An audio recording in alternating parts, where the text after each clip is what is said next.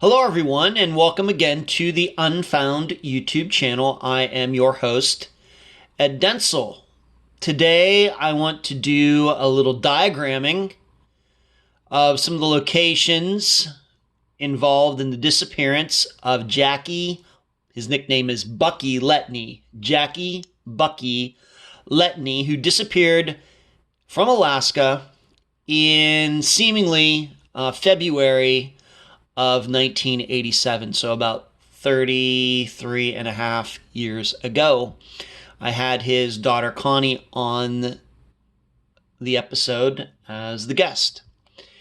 What you are looking at in the picture here, see this, is the eastern part of Alaska. This line that goes down right here is the border between Alaska and Yukon. I think I said during the episode, I said British Columbia. British Columbia actually is south.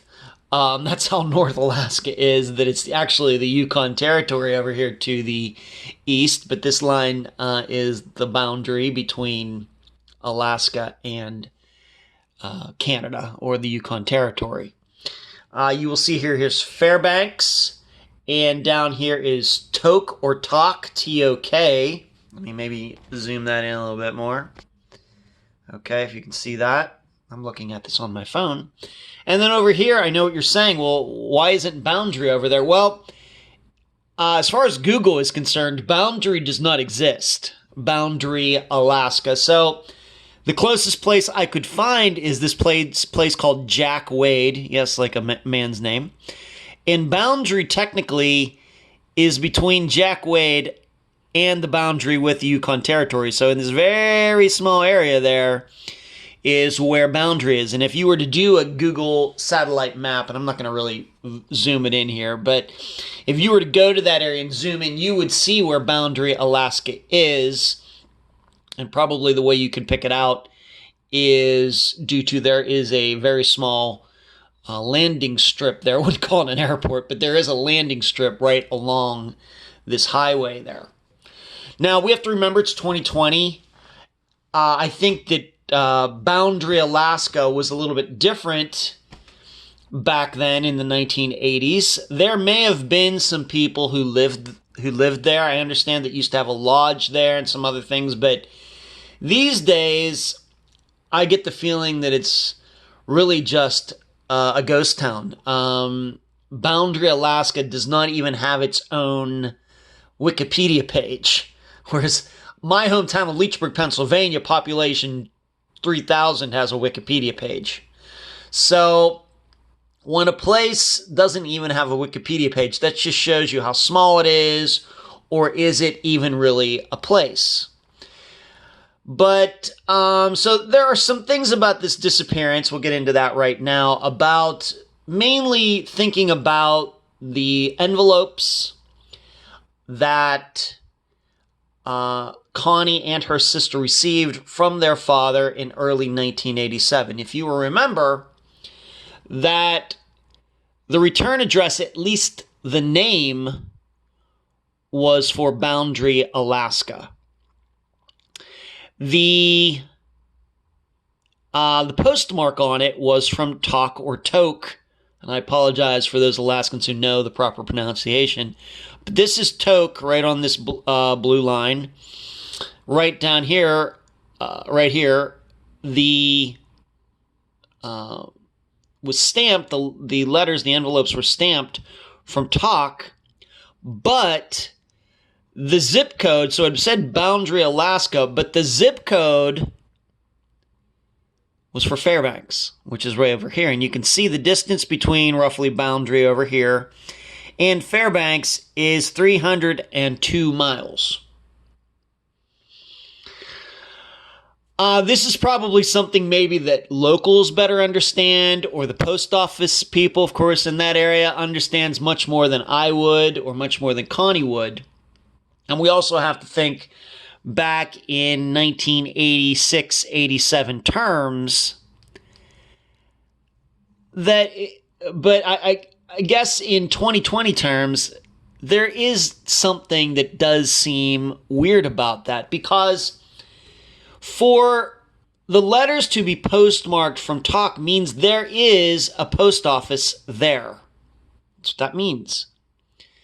So if there is no post office in there, and I would be inclined to believe there wasn't a post office ever, maybe unless we're going back to the gold rush or something way back in the late 1800s, 1900s or something. Of course, Alaska wasn't even a state yet.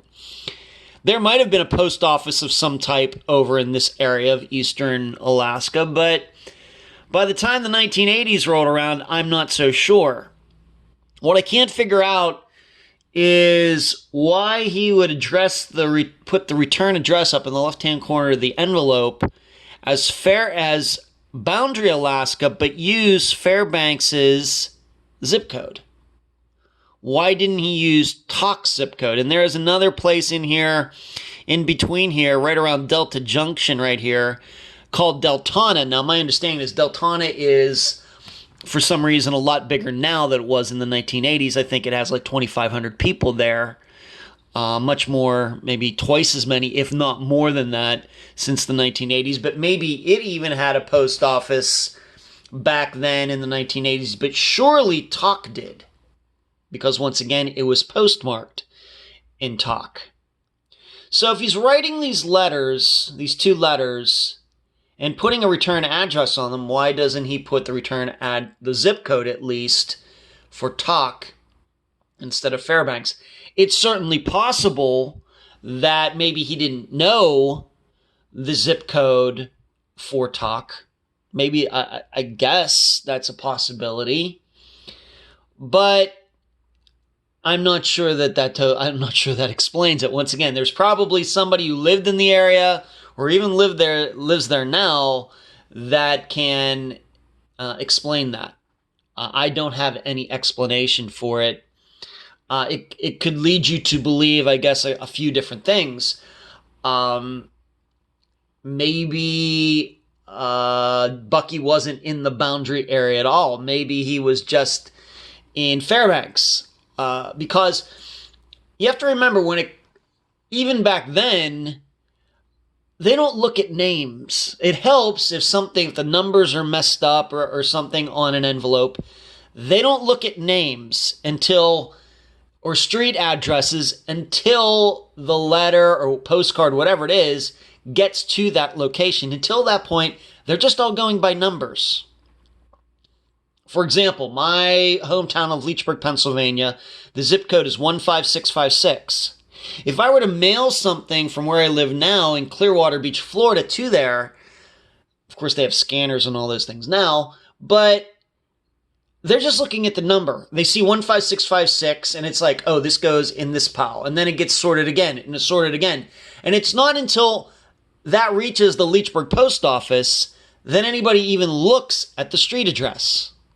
That's how the postal system works, if you didn't know that. So, it's just weird to me, then, that he would use the zip code of a place that's 300-some miles away and not use the zip code of a place that's, 40 miles away. And that's what, to me, adds a lot of mystery into this. Maybe for no good reason. Maybe I'm overanalyzing this. I think what I'm saying is we really don't know where Bucky disappeared from. We only have High Grade's word. And the truth is, even back in the late 1980s, I don't know if anybody was technically living in Boundary, Alaska. I'm just not sure about that. I think that at some point it was a lot more bustling place than it was in the 1980s, and sure more bustling than it is now. I mean, once again, I can't even get Google to recognize it as on the map. And if I were to zoom in here and maybe some other little town names would start popping up, Boundary never pops up because nobody lives there now. So I'm just kind of confused. And it also brings into the idea that where exactly, if we are to believe Mike Myers in saying that Bucky got taken into custody as soon as they tried to get into Alaska. Where exactly did he spend his time in jail for that week or whatever it was until he got out with the $50 fine or whatever it was? Where exactly? Because as you can see here, there's not any towns or anything. I mean, was he taken to Fairbanks? Was he taken to Anchorage? Where exactly did he do his time? Because surely there was no place in Boundary, Alaska for him to be in jail. Maybe Jack Wade or however big it was at the time, or Talk. We just don't know. Maybe Connie has more information on that. It's just a little confusing. And the reason why this is significant is because there's a main road that people can use to go into Alaska from Canada right here. And that's this road that goes right the whole way over to Fairbanks, which is kind of right smack in the middle of Alaska. So I just wanted to show you this, and hopefully this adds a little bit more to when you see those envelopes that I've posted on Facebook, on Twitter, and on Instagram. That then you can now see why the envelopes are a little puzzling. I think that a certain interpretation of them could be that he was telling people that he was living in Boundary, Alaska, but maybe he wasn't at all. I mean, if he was, I just don't know. I think what I'm also saying, this town's so small and all of these places are so small that this guy going by the name High Grade, somebody in this area would surely remember him. Surely. Because there just aren't that many people there. So, that's what I really wanted to say regarding this video. In this video, just to show you this relationship between, once again, him writing Boundary, Alaska as the return address, even though it doesn't have a I don't know if anybody ever lived there, but it doesn't really didn't have a post office. Talk, where the envelope was stamped, and then Fairbanks zip code that was used for the return address. So it was Boundary, Alaska with a Fairbanks zip code. I just don't know. So there you go. Thank you for watching.